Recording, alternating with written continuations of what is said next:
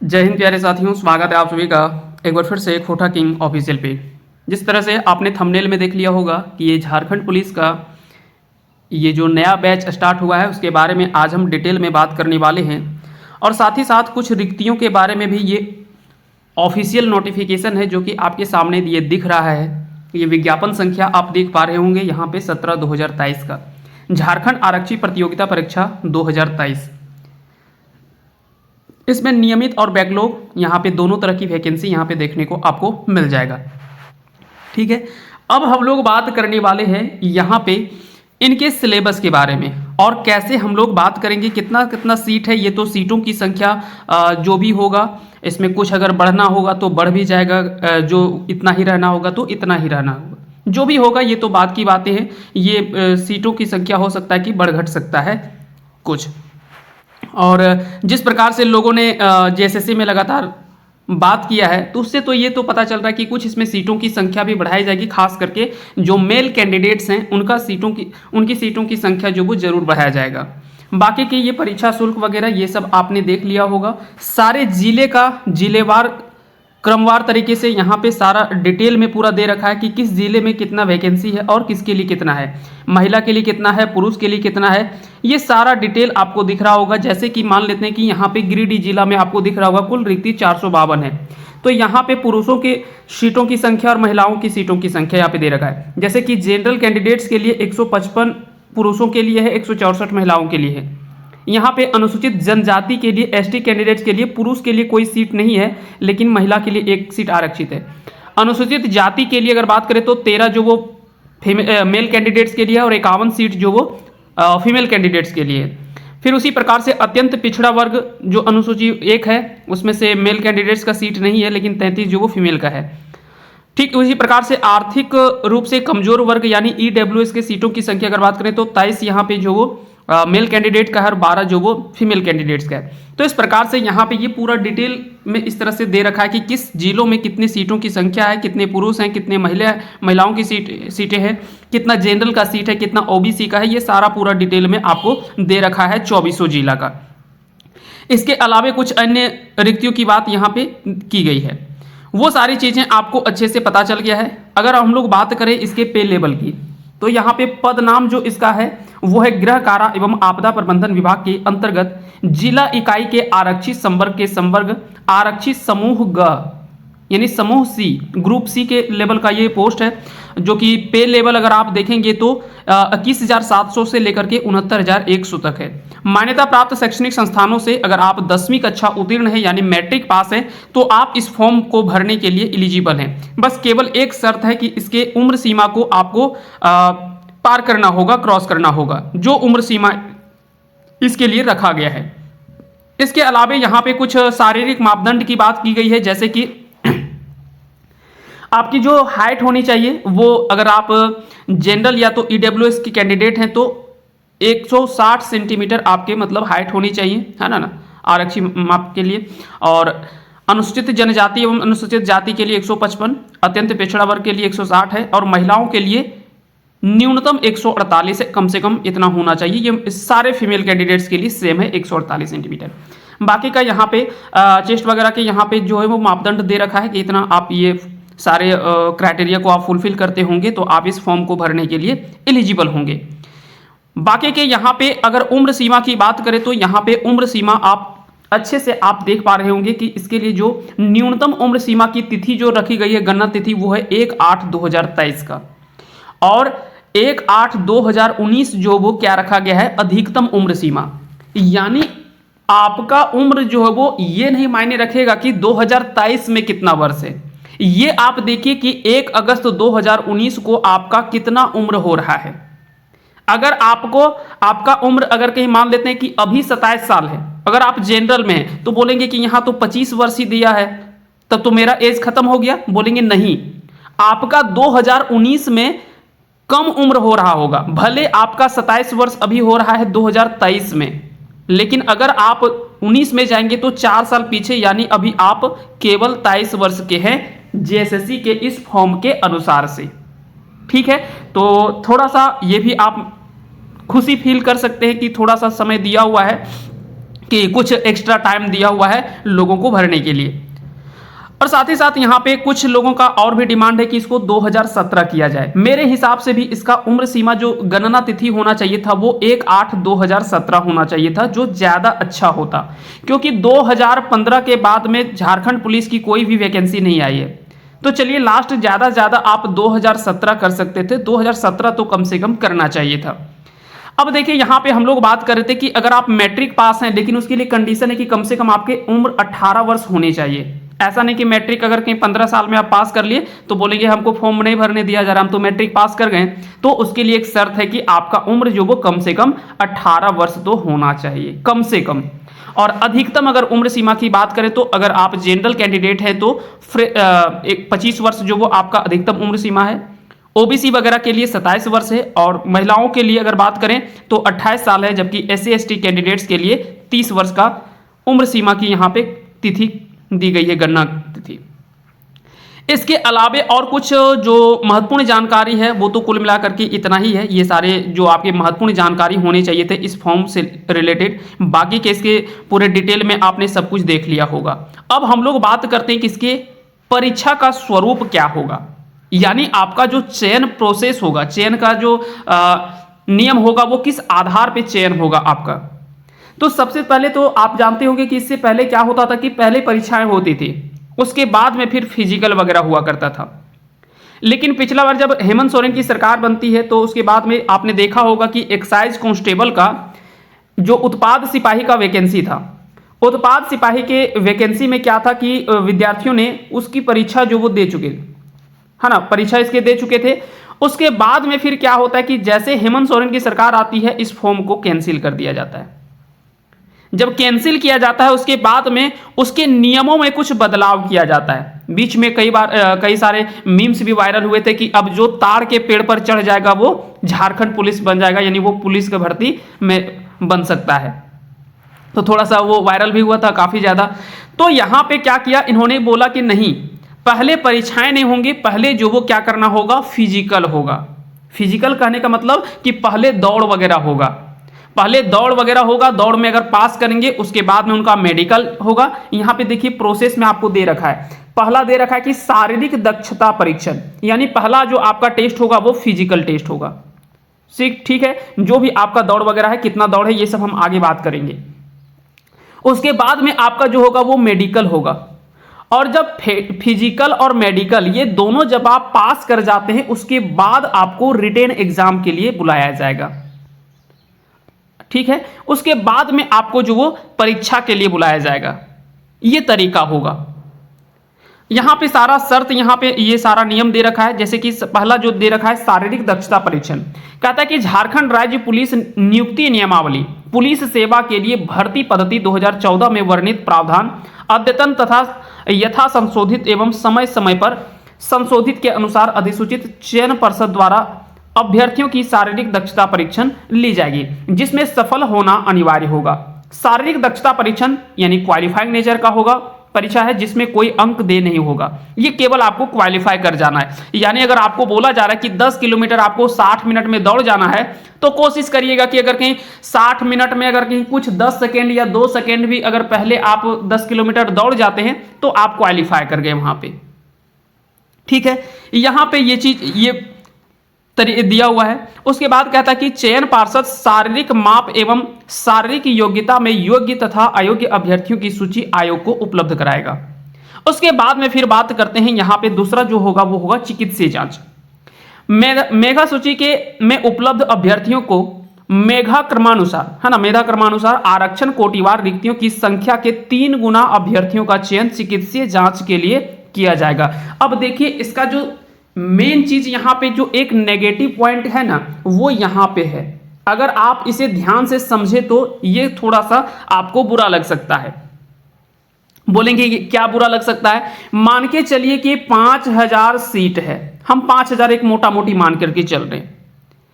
जब फिजिकल हुआ तो फिजिकल में क्या हुए कि विद्यार्थी लगभग 20,000 पास कर गए।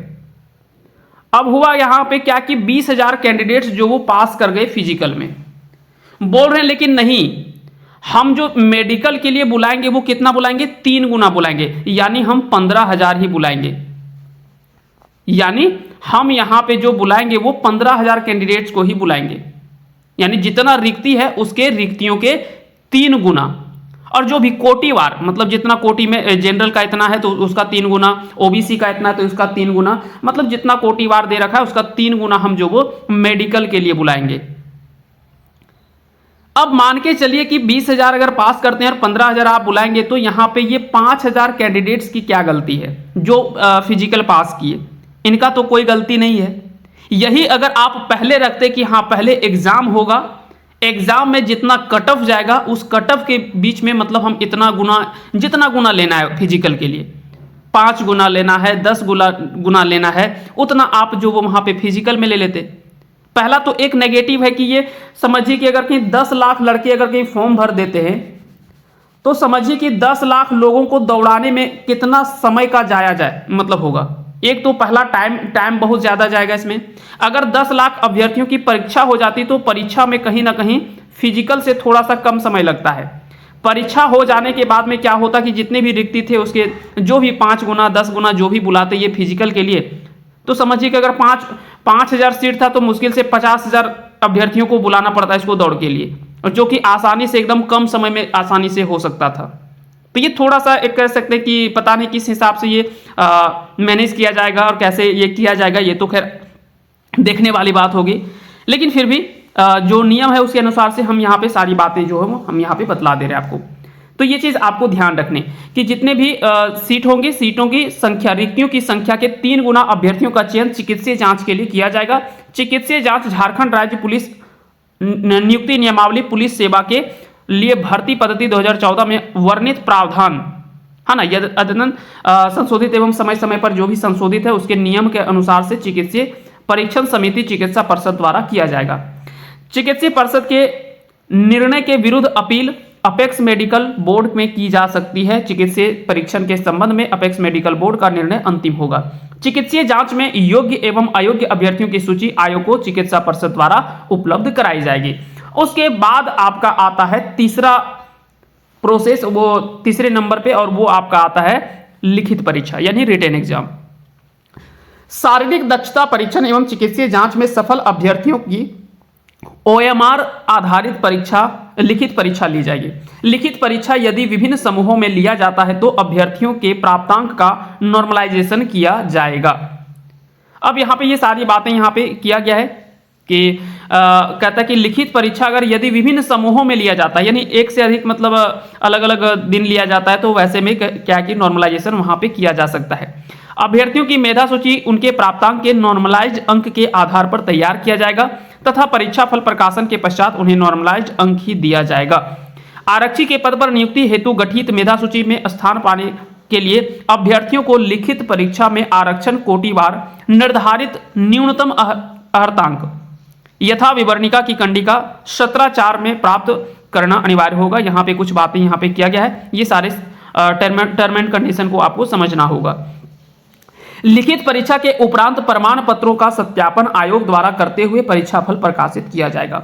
जो भी एग्जाम देंगे रिटेन एग्जाम, उसके बाद में रिजल्ट जारी किया जाएगा, उसके बाद में आपका डॉक्यूमेंट वेरिफिकेशन होगा, उसके बाद में फाइनल जो वो मेरिट लिस्ट तैयार किया जाएगा डॉक्यूमेंट वेरिफिकेशन के बाद में। अब हम लोग बात करते हैं लिखित परीक्षा की, जिसके लिए हम आज के सेशन को लेकर के आए हुए, लेकिन इसके पहले कुछ कुछ जो बातें थी उन सारी बातों की चर्चा कर लेना ज़्यादा इंपॉर्टेंट था, इसीलिए हम यहाँ पे बात कर लिए। अब हम लोग बात करते हैं कि लिखित परीक्षा होगा तो कैसे होगा और किस आधार पे होगा। तो लिखित परीक्षा में निम्नलिखित 2 पत्र होंगे यानी 2 पेपर होगा। बोलेंगे अभी तक तो जीएसएससी 3 पेपर में ले रहा था, बोले नहीं भैया यहाँ पे 2 पेपर की बात कर रहा है ये। प्रत्येक पत्र की परीक्षा की अवधि 2 घंटे की होगी। पेपर 1 जो होगा ये भी 2 घंटे का होगा और पेपर 2 जो होगा वो भी 2 घंटे का होगा, यानी 2-2 घंटे की परीक्षा 2 पेपर में होने वाला है आपका। दोनों ही पत्रों के प्रत्येक प्रश्न 3 अंक के होंगे, यानी 100 प्रश्न आपका पेपर 1 में होगा, 100 प्रश्न होगा, गुना 3 कर दीजिए यानी 300 नंबर का ये पेपर 1 होगा।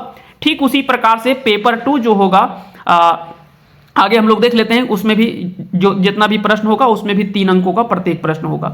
सही उत्तर के लिए आपको 3 अंक प्रदान किए जाएंगे और गलत उत्तर के लिए आपका 1 अंक की कटौती कर ली जाएगी, यानी नेगेटिव मार्किंग आपका है, और वो भी 1/3। 2 पत्रों के सभी प्रश्न वस्तुनिष्ठ और बहुविकल्पीय उत्तर आधारित होंगे, यानी जो भी आपका प्रश्न होगा वो MCQ लेवल का होगा। ये तो कॉमन चीज है जो आप अच्छे से जानते होंगे। अब बात करते हैं पेपर 1 की, जो कि क्षेत्रीय और जनजातीय भाषा है यहाँ पे, जिसमें से आप ये सारे भाषाओं को आप रख सकते हैं, हिंदी, अंग्रेजी, संस्कृत, उर्दू, संथाली, बांग्ला, मुंडारी, हो, खड़िया, कुड़ोख, कुरमाली, खोरठा, नागपुरी, पंचपरगनिया, उड़िया में से किसी एक भाषा की परीक्षा विकल्प के आधार पर अभ्यर्थी दे सकेंगे। इस परीक्षा से संबंधित भाषा के 100 बहुविकल्पीय उत्तर आधारित प्रश्न पूछे जाएंगे, यानी यहां से आपका 100 प्रश्न जो वो पूछा जाएगा, इसमें से किसी एक भाषा का चयन करना होगा जिस भाषा में आप अच्छे हैं। चाहे आप हिंदी रखें, अंग्रेजी अगर आप अच्छे, आपका अंग्रेजी अगर अच्छा है तो अंग्रेजी रख लीजिए, हिंदी अगर अच्छा है तो हिंदी रख लीजिए, अगर खोटा अच्छा है तो खोटा रख लीजिए। आगे हम लोग बात करेंगे कि कौन से पेपर को रखना ज़्यादा बेनिफिट होगा यहाँ के कैंडिडेट्स के लिए, तो ये भी हम बात करेंगे, है ना, दोनों चीज़ों की बात करेंगे हम।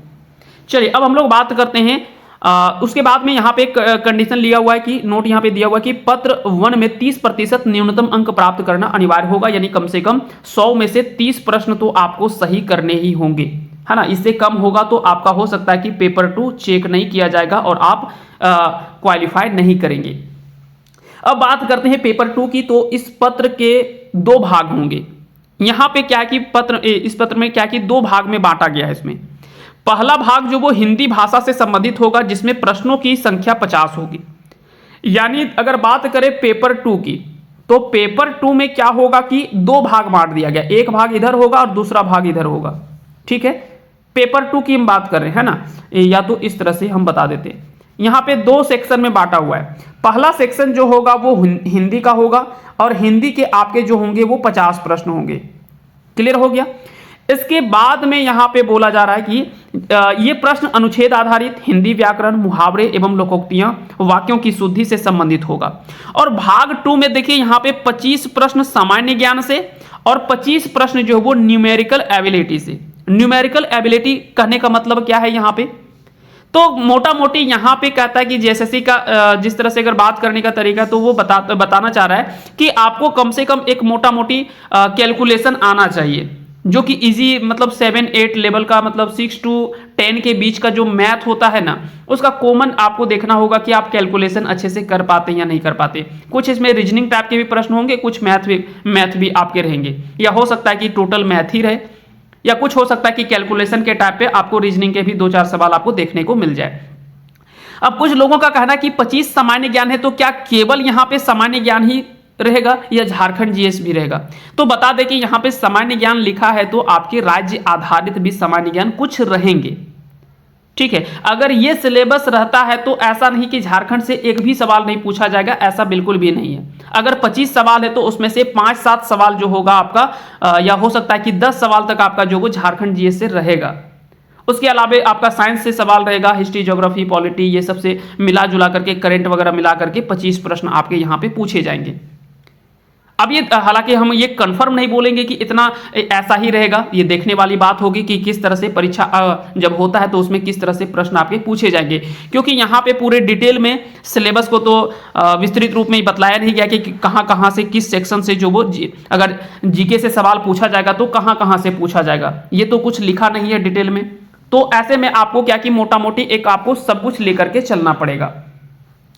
चलिए, ये सारी चीजें आपको अच्छे से समझ में आ गया होगा। शारीरिक दक्षता यानी फिजिकल के लिए हम बता दें कि पुरुषों के लिए 10 किलोमीटर जो वो 60 मिनट में आपको दौड़ लगाना होगा, और महिलाओं के लिए थोड़ा सा देखिए कि अभी तक जो 5 किलोमीटर दौड़ होता था वो 40 मिनट दिया जाता था इसके लिए, लेकिन यहाँ पे क्या कि 30 मिनट दिया गया है। ये थोड़ा सा 10 मिनट का यहाँ पे लैप्स किया गया है ना। ये थोड़ा सा इसमें सुधार की आवश्यकता है, इसमें से 40 मिनट करना चाहिए, क्योंकि महिलाओं के लिए अभी तक जहां भी देखा जाए तो ये रहता है कि उसमें से थोड़ा अधिक समय उन लोगों को दिया जाता है। तो चलिए, ये तो सारी बातें आप अच्छे से समझ गए होंगे। तो ये सारी बातें आपको अच्छे से समझ में आ गया होगा। अब हम लोग बात करते हैं सीधे सिलेबस की, कि सिलेबस जो होगा वो किस आधार पे होगा और आपको कैसे कैसे तैयारी करना होगा, और हम आपको कैसे आगे के लिए आपको बतलाने वाले हैं। और हमारे साथ आप जुड़ करके कैसे तैयारी करेंगे, ये सारी बातें आज के इस सेशन में हम लोग डिस्कस करेंगे। सबसे पहले अगर हम लोग बात करें तो ये पेपर 1 की बात कर रहे हैं। पेपर 1 में, तो पेपर 1 की अगर बात करें तो यहां पे हम 2 पेपर की तैयारी आपको करवाने वाले हैं। एक पेपर आपका होगा हिंदी और दूसरा पेपर होगा आपका खोटा। ये 2 पेपर के साथ में आप हमारे साथ जुड़ सकते हैं। पेपर 2 तो आपका जो है वो तो रहेगा ही, है ना। पेपर 2 जो आपका है जीके, मैथ और हिंदी वाला वो सेक्शन तो रहेगा ही, ये तो कंपलसरी है। लेकिन पेपर 1 में हम 2 भाषाओं के साथ में आपको पढ़ाने वाले हैं, एक हिंदी और दूसरा है खोटा। ये दोनों सब्जेक्ट के साथ हमारे साथ अभी फिलहाल के लिए जुड़ सकते हैं। अगर हो सकता है कि आगे आने वाले हमारे साथ में अगर कहीं फैकल्टी जुड़ते हैं तो हम नागपुरी को भी आने वाले समय में ऐड करेंगे अपने साथ में। लेकिन अभी फिलहाल के लिए आपको 2 सब्जेक्ट के साथ हम जुड़ेंगे, एक हिंदी और दूसरा है खोटा। तो दोनों का हम सिलेबस आपको बतला देते हैं, उसके बाद में फिर हम फाइनल आपको बतलाने वाले हैं कि क्या उसका फी होगा, कैसे आप हमारे साथ में जुड़ेंगे और आगे की रणनीति भी हम आपको बतलाने वाले हैं। अगर हिंदी की आप सिलेबस को देखेंगे तो यहाँ पे इसको भी जो बांटा गया है, जैसे कि पहला काव्य खंड में बांटा गया है जो कि क्षितिज भाग 2, ये पुस्तक का नाम है ना। उधो तुम्हो अति बड़भागी, ये सूरदास की रचना है। राम लक्ष्मण परशुराम संवाद, ये तुलसीदास की रचना है। डार द्रुम पलना पलनी नुपुर, ये देव की रचना है। आत्मकाव्य, ये जयशंकर प्रसाद के द्वारा लिखा गया। उत्साह अट नहीं रही, ये सूर्यकांत त्रिपाठी निराला जी के द्वारा लिखा गया है। फसल या दंतुरित मुस्कान, ये नागार्जुन की रचना है। छाया मत छूना, गिरजा कुमार माथुर। कन्यादान, ऋतुराज। और संगतकार मंगलेश डबराल जी का है। और यहीं पे आपको गद्य खंड भी दे रखा है, जिसमें से कुछ कहानी आपको हम बतला देते हैं, जैसे कि नेताजी का चश्मा, स्वयं प्रकाश। हो सकता है कि आपने पढ़ा भी होगा इन सारे सिलेबस को, है ना। बाल गोविंद भगत, रामवृक्ष बेनीपुरी के द्वारा लिखा गया है। लखनवी अंदाज यशपाल की है। मानवीय करुणा की दिव्य चमक, सर्वेश्वर दयाल सक्सेना। एक कहानी, यह भी मनु भंडारी के द्वारा लिखा गया है। स्त्री शिक्षा के विरोधी कुतर्कों का खंडन, ये महावीर प्रसाद द्विवेदी के द्वारा लिखा गया है। नौबत खाने की इबादत, यतीन्द्र मिश्र। और संस्कृति, भक्त आनंद कौशल्यायन। तो यहाँ पे ये कुछ गद्य खंड आपको दिख रहे होंगे, ये लगभग आपको 8 कहानी के रूप में यहाँ पे आपको दिख रहा होगा। इसके बाद में दूसरा एक पुस्तक दे रखा है, वो है कृतिका भाग 2, जिसमें से माता का आंचल शिवपूजन सहाय की रचना है। जॉर्ज पंचम की नाक, ये सब आपने पढ़ा होगा। कमलेश्वर, साना साना हाथ जोड़ी मधु कांकरिया, यही ठैया झुलनी हैरानी हो रामा, जो कि काफी इंटरेस्टिंग कहानी है। ये शिव प्रसाद मिश्र रुद्र के द्वारा लिखा गया है। मैं क्यों लिखता हूं, ये अज्ञे के द्वारा लिखा गया है। उसके बाद में देखिए इसका 3 सेक्शन में बांटा गया है ना। तीनों सेक्शन को हम बता देते हैं।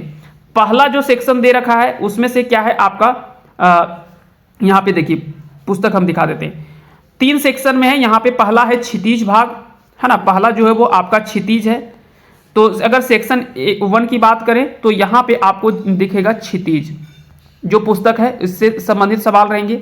दूसरा सेक्शन जो बांटा गया है, सेक्शन 2 जो है, यहाँ पे आपको क्या मिलेगा, कृतिका पुस्तक जो है वो वहां से संबंधित सवाल होंगे।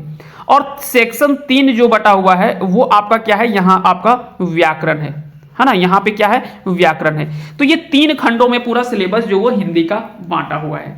ठीक है। व्याकरण में क्रिया भेद, वाक्य के भेद, संज्ञा, सर्वनाम, अव्यय, क्रिया विशेषण, अभिकारी, समास, कारक, अनेकार्थी शब्द, मुहावरे, विपरीतार्थक शब्द और पत्र लेखन, ये सारी चीजें आपको यहाँ पे सिलेबस में जो वो दे रखा है।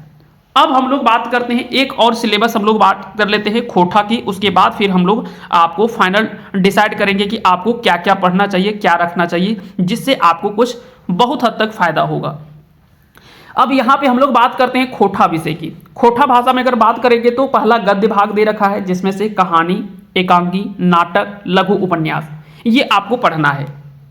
गद्य भाग में ऐसा नहीं कि गद्य भाग में बहुत कुछ आता है ना। उपन्यास भी आता है, नाटक भी आता है, कहानी भी आता है, उसके अलावे और भी निबंध भी आता है, और भी बहुत कुछ आता है इसमें, एकांकी वगैरह हो गया। तो लेकिन आपको जो जो दे रखा है सिलेबस में वही चीज पढ़ना है, सब नहीं पढ़ना है।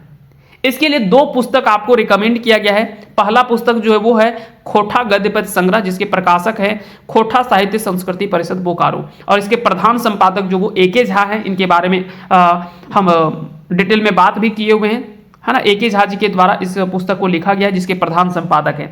और दूसरा पुस्तक है दू डायर जिरहुल फूल, है ना। दू डायर जिरहुल फूल, ये भी आपने पुस्तक को अच्छे से पढ़ा होगा, जिसमें से दोनों पुस्तक में जो भी कहानी, एकांकी, नाटक, लघु उपन्यास जो जो छपा हुआ है वो आपको पढ़ना है, और वो हम आपको डिटेल में पूरा बतलाने वाले हैं। तो पहला तो भाग ये हो गया। दूसरा भाग इसमें जो है वो है व्याकरण। व्याकरण में संज्ञा, सर्वनाम, कारक, लिंग निर्णय, मुहावरा और कहावत, ये सारे पॉइंट आपको यहाँ पे व्याकरण सेक्शन में आपको पढ़ना है। और तीसरा खंड जो दे रखा है वो आपका है निबंध। निबंध में समसामयिक विषय पर ये सब नहीं आपको, लेकिन ये खोटा निबंध आपको पुस्तक जो दे रखा है यहाँ से आपको पढ़ना होगा, जो कि BN औदार जी की पुस्तक है, ये आपको पढ़ना होगा। तो यहाँ पे अगर बात करें हम लोग खोटा में, तो यहाँ पे 3 सेक्शन में ये पूरा सिलेबस जो वो बांटा हुआ है। पहला भाग है गद्य भाग, दूसरा भाग है व्याकरण और तीसरा है निबंध। तो ये 3 सेक्शन में जो वो खोटा सिलेबस भी बटा हुआ है। अगर देखिए 2 तरह से अब हम लोग यहाँ पे कंपेयर करके बात करेंगे कि कैसे आपको और कौन सा पेपर रखना चाहिए जिससे कि आपको बेनिफिट होने वाला है। ठीक है, तो पेपर 2 तो हम सबको आपको बता दिए। पेपर 2 की अगर बात करें तो हम ये बतला देते हैं एक बार फिर से, जैसे कि यहाँ पे हिंदी आपका जो रहेगा वो 50 है ना, यहाँ से 50 सवाल रहेगा। ठीक है, उसके बाद में अगर जीके जीएस की बात करें तो यहाँ से आपके 25 सवाल रहेंगे, और मैथ वगैरह की अगर कहीं बात करें जहाँ से आपके 25 सवाल रहेंगे। तो ये तो आपका पेपर 2 है। और पेपर 1 की अगर बात करेंगे, पेपर 1 की अगर बात करेंगे तो यहाँ पे अब आपको तय करना है कि यहाँ पे हम हिंदी रखें या तो फिर खोटा रखें। तो यहाँ पे 90% लोगों का होगा कि अगर कि यहाँ पे हमको हिंदी 50 सवाल अगर कहीं पढ़ना ही है तो यहाँ भी अगर क्यों ना हम हिंदी रखें, ताकि कम से कम व्याकरण वाला सेक्शन तो हम कर सकते हैं कंप्लीट, दोनों के लिए कॉमन होगा। बोलेंगे हाँ, बहुत चीज कॉमन आपको देखने को मिल जाएगा। तो ऐसे में क्या है कि आपको एक फायदा पहुंचाएगा दोनों पेपर में, अगर आप हिंदी के साथ में जाते हैं तो। पेपर 1 में हिंदी और पेपर 2 में ये तीनों सेक्शन। बाकी के खोटा भी हम पढ़ाएंगे और हिंदी के साथ में भी पढ़ाएंगे। ये आपको तय करना है कि आपको किसके साथ में जुड़ना है। हमारे पास में दोनों चीजें अवेलेबल होंगे, हिंदी के साथ पेपर 1 में हिंदी और प्लस ये पेपर 2 कंप्लीट, फिर पेपर 1 में खोटा और पेपर 2 ये कंप्लीट। तो अब आपको ये देखना होगा कि कैसे हम जुड़ेंगे, किसके साथ में जुड़ेंगे, है ना, खोटा रखेंगे या हिंदी रखेंगे। आपको जो सुविधा लगे आप उसके साथ में हमारे साथ जुड़ सकते हैं।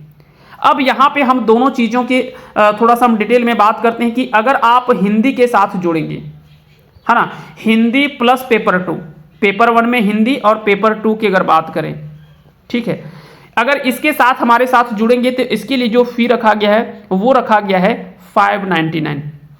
ठीक है, और अगर आप खोटा, ठीक है, खोटा प्लस पेपर 2, खोटा प्लस पेपर 2 अगर आप हमारे साथ जुड़ेंगे तो इसके लिए जो फी होगा वो होगा 499। ठीक है, ये दोनों पेपर की बात कर रहे हैं यहाँ पे, इसमें से आपका दोनों पेपर का जो होगा वो फी होगा, है ना, पेपर 1 और पेपर 2 दोनों मिला करके। अब यहाँ पे आपको तय करना होगा, ये निर्णय आपको लेना है कि आप किसके साथ जुड़ेंगे।